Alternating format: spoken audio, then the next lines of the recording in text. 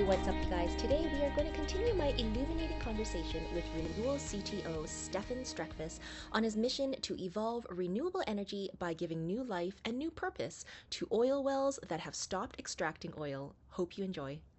And the way that we do that is if energy storage is a necessary ingredient to our grid's future, which we and I think pretty much everybody in the industry agrees upon, then 100%. Our mission is to make sure that that costs the utility and therefore the ratepayers as little as possible. And by pairing these two needs, where we really have these two services happening at the exact same time, we're able to use the energy storage to make remediation of wells cheaper, and we're able to use the revenue from remediation of the well to make the energy storage cheaper. That's so clever. So clever. How much energy does, and again, okay, so let's just take this. I realize this is all over the map. So let's just take, you had mentioned that the wells that you mostly deal with are about a mile long, right? 2.2 kilometers. I think that conversion is. And so how much energy would that mean if your item, like the weight, is, I forgot what it was, 2/3? Oh no, it travels 2/3. It's like I'm speaking out of my element here. So how much energy does one average well store? So right now, produce? Yeah. Not produce, because you don't generate energy, store. Perfect. Yeah. So I'd say that I'd mentioned this context before, but it's worth keeping in mind, is the idea that these wells could store a lot.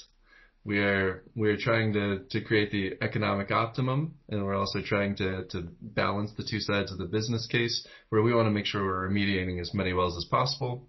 We could go out and build a megawatt hour system, but that would only operate in the two deepest wells in the United States. There would be a ton of engineering time, and sure, those would probably be expensive remediations, but we wouldn't have moved the dial that far. So we're focused on the smallest wells that we can make economic sense out of.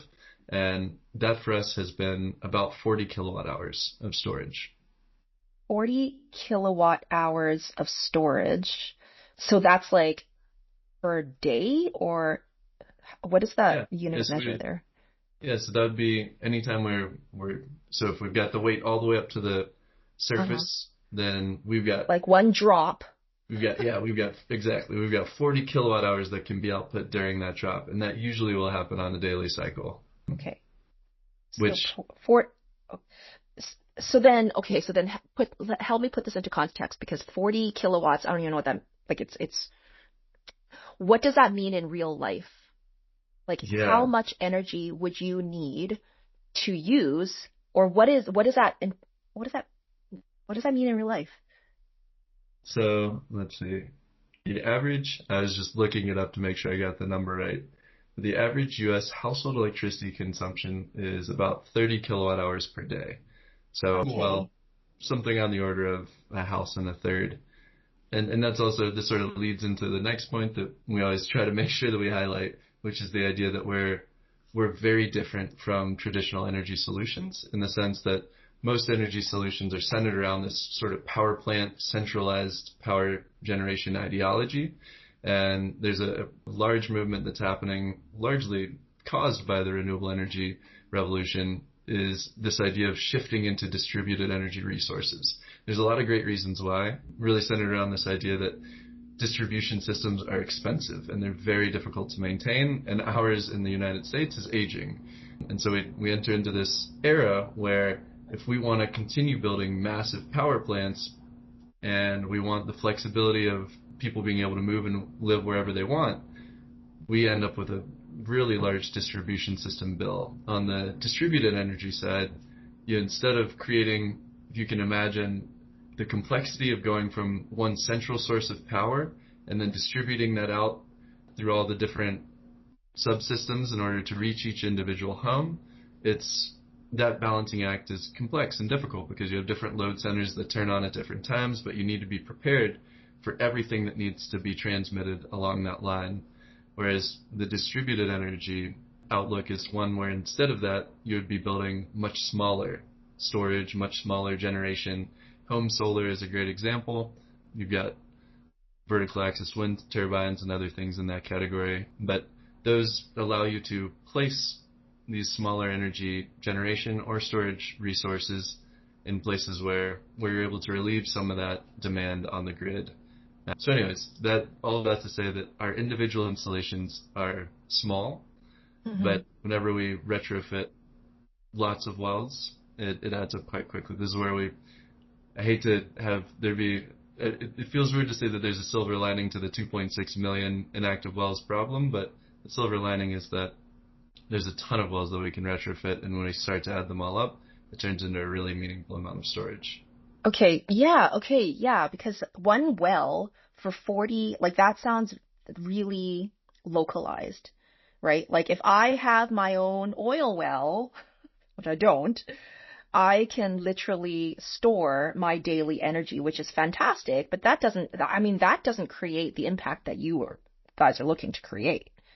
Yeah, and I'd also say there's probably an asterisk or two that belongs in here. That's if your house is using 30 kilowatt hours, you probably don't want a 30 kilowatt hour storage system because you're probably going to have solar coming in. Oh yeah, that's right. Okay. You'll probably have wind coming in through part of the day, so you size it down according to whatever your demand profile is.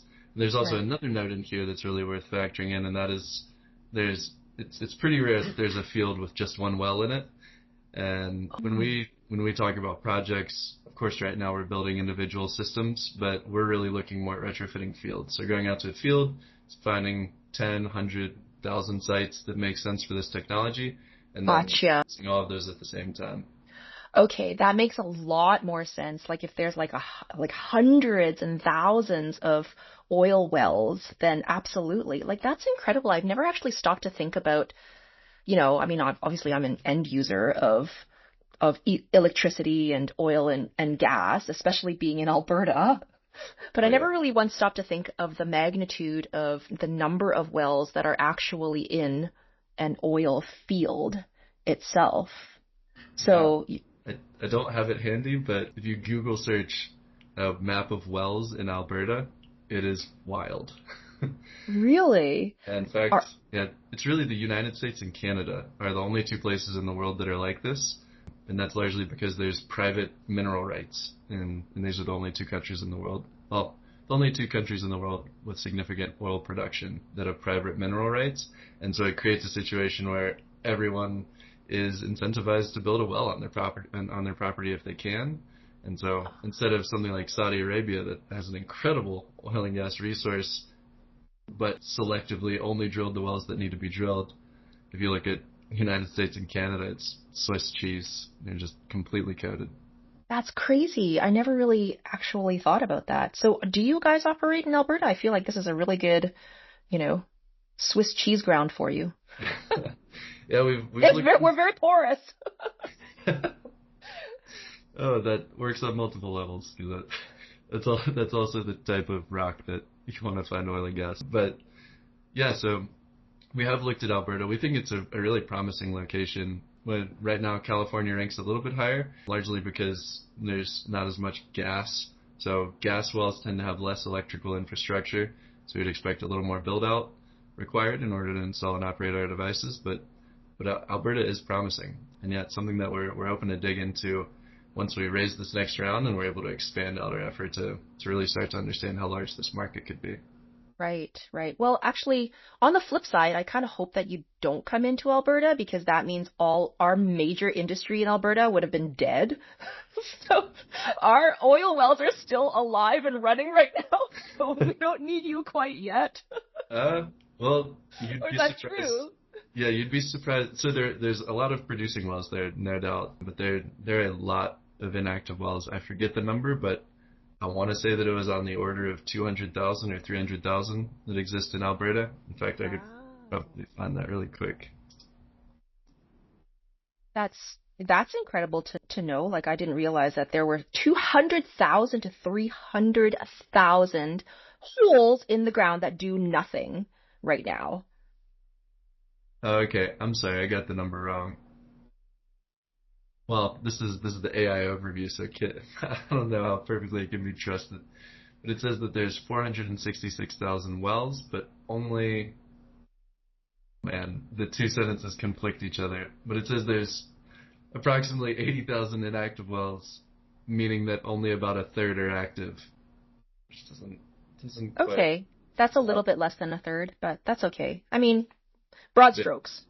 Yeah, but anyways, it's still a very significant number. And if you talked about if there's 80,000, put that on the low end. If there's 80,000, you say only 1/80th of those wells work for our technology, and that's 1,000 wells that we could convert at 40 kilowatt hours each. That's a really meaningful storage resource. I totally agree. And then it would actually proliferate the next sort of evolution of like what happens. Because, one of the questions here, and I don't necessarily know like how much people are talking about it, but eventually, we're going to run out of dead dinosaurs. And, right? Okay. And we're going to have all these holes in the ground in which we don't know. We're going to fill in with cement that do nothing. But why wouldn't we, like the answer that your mission is essentially a potential answer to, hey, well, now that you have all of these holes from the previous generations of the oil producing industry, well, now you can actually bring that to the next level and still produce energy, but using the same infrastructure, if you will. Like obviously it's not all of them, but there's a hole, right? And you need a hole. Without a hole, you got nothing. And the repurposement goes even deeper than that, and that's really at the core of what we're trying to do. That because the electrical infrastructure out there is very significant. Tearing it out costs money, much like tearing out the wells, the top of the well. Turning it back to what it used to be costs money. And a large part of our view on the renewable energy revolution is, we're passionate supporters of it, but there's also this clash again between idealism and pragmatism, where the amount of infrastructure and resources that need to be mined, to be processed, it's all very energy intensive, it's all extremely costly. And if we can find opportunities like this where there's something that already exists and we're about to spend money to tear it out, let's save that money. Let's turn it towards making this deployment, this revolution, more cost effective. 100%. And the numbers must make sense for it to reach a critical mass. Yeah. Right. Exactly. Amazing. I love what you are doing. So what are the risks involved? Like, it's obviously, obviously there's something. So what's the catch in doing something like this? Yeah, that's a good question. And it's something that obviously, like, our entire job is trying to find what the biggest risk is and then to mitigate it. So it's something that evolves as we learn. I'd say that right now our focus has been, I guess there's really two main focuses in terms of risk. And so there's obviously the economics have to work. We'll just set that aside. Mm-hmm. That's something we spent a lot of time working on. On the risk side, I'd say that there's really two ways that this could end up being a worse environmental solution than the current solution we have today. And way number one would be that somehow during us moving our weight up and down within the well, we wear through the inside wall of the casing of the well. Most the wells that would make sense for this technology are almost entirely surrounded by cement behind, so we'd probably have to break through that cement as well. But in that case, there is a potential that there could be a breach in containment within the well. And why is that bad? Like, how is that bad? So the first time, it's really not a big deal unless somehow this well has already built up pressure and now it's trying to spew oil and gas out, which is pretty unlikely because, as I said before, people aren't going to retrofit wells with our technology. If there's a chance, it's going to start producing again. But that's a world where we've got valves and stuff on surface and more than a century of oil and gas learnings of ways that can prevent that from being a meaningful problem. So if that's stage one, stage two would be we've worn through the casing and would basically breach containment somehow down where the reservoir is located. And then we've also managed to wear a hole and breach through where the water table exists. This would be the worst thing that could happen, because then we could pollute the water table, and it's something that has happened many times over the history of oil and gas production, and something that there's a lot of good regulations in place making sure that doesn't happen. So for us, in order to avoid that, there's a lot of studies we're working on in terms of measuring how our weight abrades on the inside of the casing. The models that everything we've produced so far shows that we've got a lot of time that we can operate. Of course, there's always the theoretical and then there's the empirical world. So we've got a lot of theoretical support. Now that we've got a device, a full-scale device, we're working to gather the empirical data to ensure that this does behave the way that we're expecting it to. There's a lot of solutions we can put in to make sure that to decrease the rate at which we're abrading that casing, if that proves to be a concern. But so there's a lot of study we've put in on that side to make sure that that does not happen. And on top of that, we're always monitoring the well. I mentioned that briefly before, but what the monitoring looks like, or I guess maybe it's best to describe where the idea of the monitoring comes from, is that breach of containment.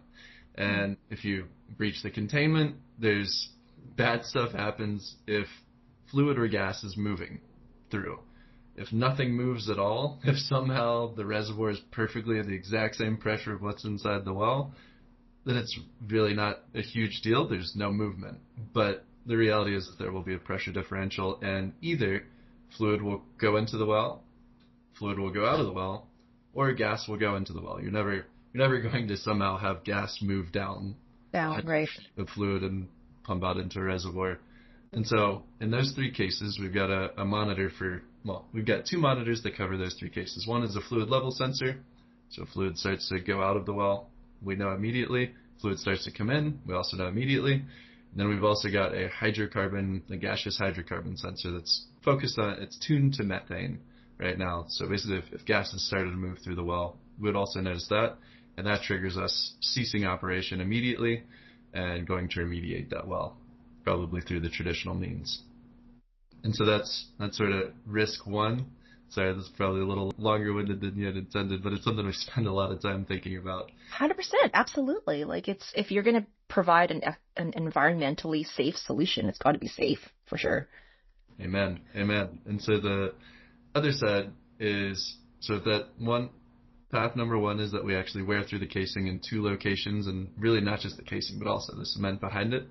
And probably worth noting, on that first, and that we're also conducting these studies to measure exactly how far we're wearing into the casing on our current installation. That's how we can start to establish these rates of wear. So if the casing's a half-inch thick, we want to understand the second that we've worn as small granularity as instruments can do, and so something on the order of a 20th of an inch or 0.05 inches.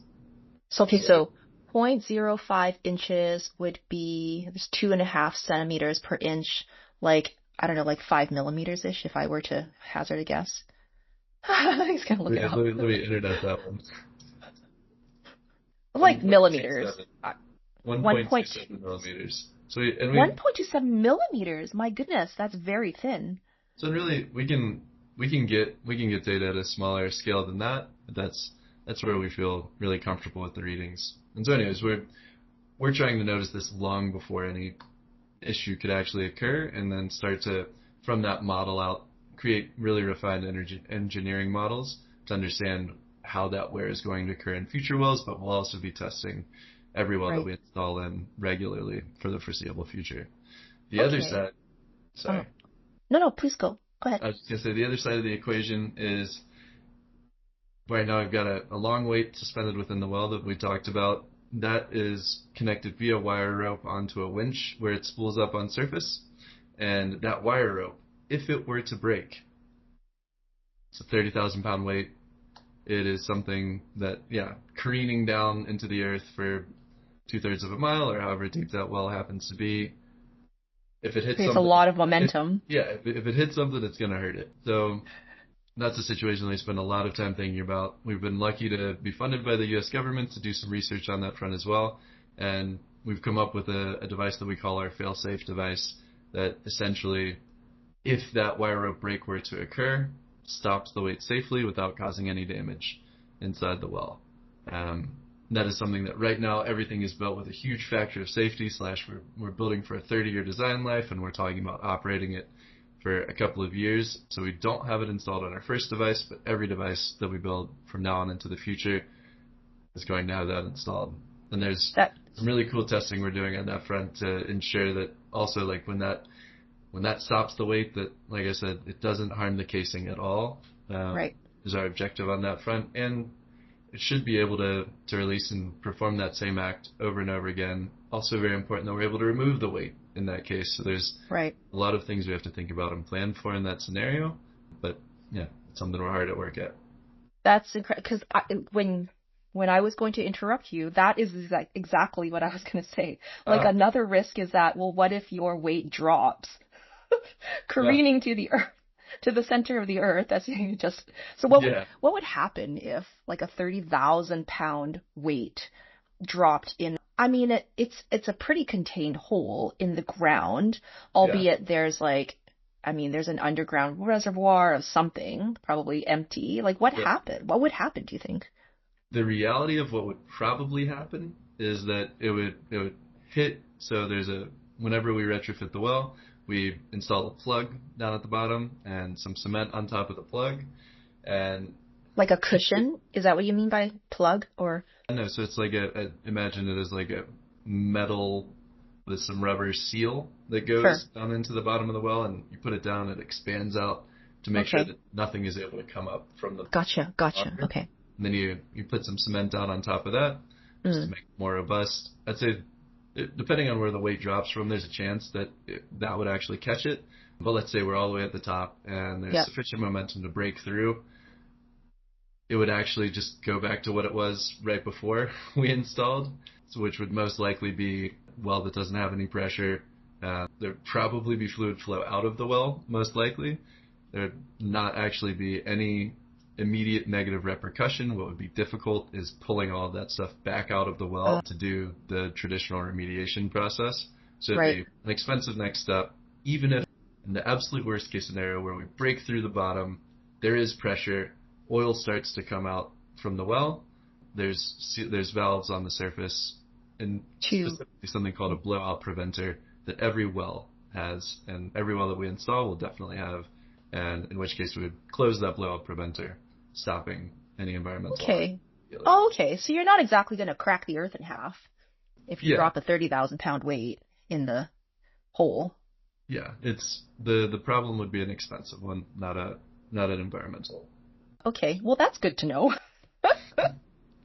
But of course, even with that, there's the world of what you plan for and you expect, and then there's the world of things that actually happen, which is a much broader spectrum of possibility. And so we want to make sure that even if it seems like it's not that threatening of a scenario, we want to be ready for it. We want to make sure that there's as close to a 0% chance of it occurring as is physically possible. 100%. Yo, for sure. Yeah, of course. So I'm just trying to imagine, the weight in a very narrow hole, and you said it was like 6 to 7 inches in diameter ish. Yeah. Right. So it's quite little. Like small children cannot fall into this hole, likely, right? Unless you were laugh at that, but yes. Right. Just imagining how kids just have their way of figuring out how to make problems, and like wandering into an oil field and dropping down this very, very, very deep hole. That would not be good. In any case, no children can fall down anything like this, I would think. So there's going to be friction. I was going to ask, how fast does that weight need to drop? It's not free fall, obviously. Like, how fast does a weight need to fall in order to produce 40 kilowatts of energy? So, this is probably another one of those unit conversion moments. I can calculate it out to. Yeah, so we talk in feet per minute usually, and so 60 feet per minute is about the speed we go. That is 0.3 meters per second, which is probably not a super satisfying unit. I'm sorry. I'm making you speak metric. So let's talk imperial. So 60, sorry, you said 60? 60 feet per minute. Feet per minute. Okay. So 60 feet per minute is, if we convert that to hours. So you could call it 1 kilometer per hour. Actually, quite friendly. Okay, that is very friendly. 1 kilometer an hour. That's like less than walking distance. So it's a walking pace, Yeah. right? So it's really slow. Yeah, pretty slow. And that helps us. Faster something's moving, the harder it is to control. Right, right. But also the more momentum and then probably the more energy it would produce at the same time. True. And that comes into a sort of interesting balancing act of energy storage in general, where this is another area where there's a full spectrum, where you've got long duration energy storage is getting a lot of attention now, as it's something that will totally be needed, because that's intended to plan for times when maybe you've got a week that has very low solar, very low wind resources. Right. And you've got the whole opposite end of that spectrum, which is where flywheels, lithium-ion operates well, which is frequency regulation. So if you have the frequency change on the grid, you need something that can respond quickly to get the grid back to where it's supposed to be. And that could be something that's on the order of a few seconds on the shortest end. But so for us, we are focused on servicing both the short and long duration markets, but our individual systems, we found that the most money that we think we can get, I guess it's really like an economic balancing act of cost for the power, for the ability to put the power onto the grid. So we've got all the electrical, the power electronics that we need to do that. We got to balance that cost against the fact that, there are going to be arbitrage opportunities. So moments when the price of electricity goes very high for short periods of time. And so our balancing act lands us at about an hour is what we're trying to charge and discharge in. Gotcha. That's interesting. Okay, so change of topic. So where are you guys in your evolutionary process? Like, not in terms of product, well, kind of in terms of product, but how many customers, how are you, like, are you in the POC stage? Like, where are you at? You had mentioned funding. Yeah. So I'd say we're at MCP, is where I draw the line, minimum commercial product.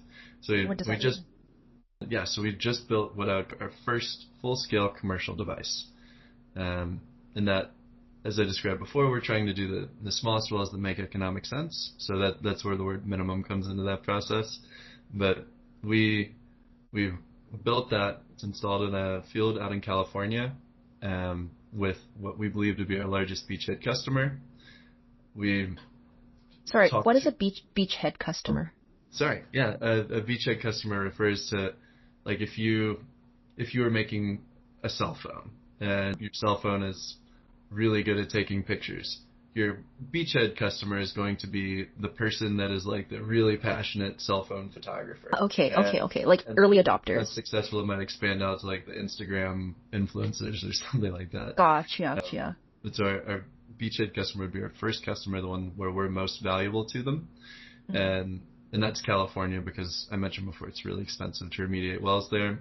California is also pushing forth in the renewable energy sector more quickly than most U.S. states. So that really sets up the perfect combination of factors for us. Excellent. Amazing. And so how has that been, like, how long has it been since you've installed this first well? Not long. Well, we've been in the installation process for quite some time. We got a fun learning process of, I don't know if the reputation would make it up to Canada, but California definitely has a reputation for having regulatory hurdles whenever you're trying to do something new. And we learned that process, I guess, the hard way a couple of times now. But with that, we've been installing for quite some time. And I'd say that we're now, all components are operating as of the last week. So it's super recent. Awesome. Amazing. And then how has that been going?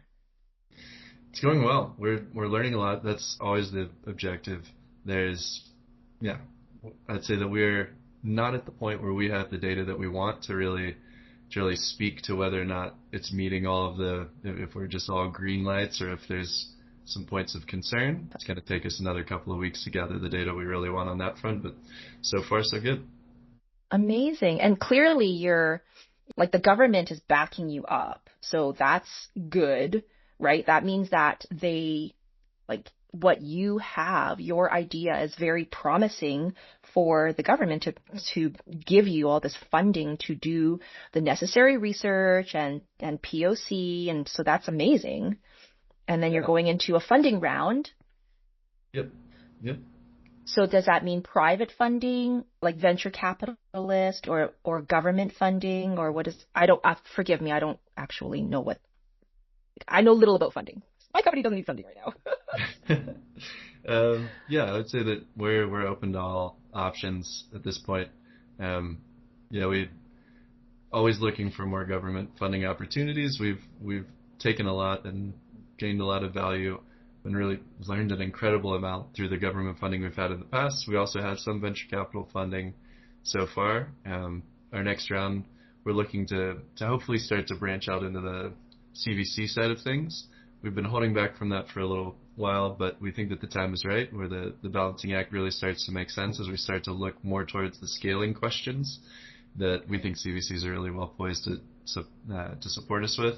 But we'd love to continue this straddling of the aisle game that we talk about as the core of our company, where we want to bring in investment from the oil and gas sector as well as from the climate space, which is something that for us allows us to continue demonstrating that this is a win-win, that everybody that we're trying to serve is benefiting. 100%. Right on. Thank you so much for all of your insight. It's been such an exhilarating conversation. You know, what you're doing, like your guys' mission, I mean, is world changing, 100%. And I really applaud what you guys are doing. I'm so excited to be able to chat with you. To summarize this conversation in a nice tidy pack, it's just what I like to do. Can you comment on who should be paying attention to what you guys are doing right now? And if whoever is listening to this episode, like who should and how should they contact you? Yeah, who should be listening? Yeah. Besides everyone. Yeah. So everyone isn't. It's really tempting to say everyone. But I think that our message is most important to one, the oil and gas well owners, and this is a solution that is speaking directly to them. We also think that it's a really important message to be received on the governing bodies. This is, as many new technologies, this is something that no laws were written with this in mind, although we do have something moving through California legislature right now that we're really excited about. But it's something that we need change for this concept to work. And also because it's a hardware solution, it's really expensive for us to keep working on this, which those two coupled together, having to wait for regulations to change and having to spend a lot of money to learn, it's a tough combo. And so any message that can get to the regulators is really important. With that, we of course need to address the public because regulations are built for them, and in most places they have control over it. And last but certainly not least is the energy sector, where we do offer a somewhat unique solution in that space as well. We got to cover that in some detail here, but anybody that works within the utility space or within energy storage aggregators, we would love to have conversations with you guys about how our product should best be packaged to support your needs. And in terms of how to reach us, I'd say feel free to reach out to me via email. I'm guessing, is that something I should list here or just provide later? If you like, I will definitely put it in the show notes and in the YouTube description. But for people who are listening, in the car, they don't have readily access, or they shouldn't be looking at a screen right now. Just go ahead and give people the best contact points in case they need to get a hold of you right away. Yes. So you can definitely find us online at renewellenergy.com, and Renewell is spelled Renewell. If you'd like to reach out to me directly, feel free. My email is Stefan, Stefan, at renewellenergy.com. Beautiful. Thank you so much again for all of your insights, for sharing this time with me and our listeners. You've shared a wealth of information. We didn't even get to your personal experience and your evolution, so there's so much to talk about. But thank you again, Stefan. We really appreciate your time and your experience. Yeah, my pleasure, Kat. Thanks for having me on board. This was fun.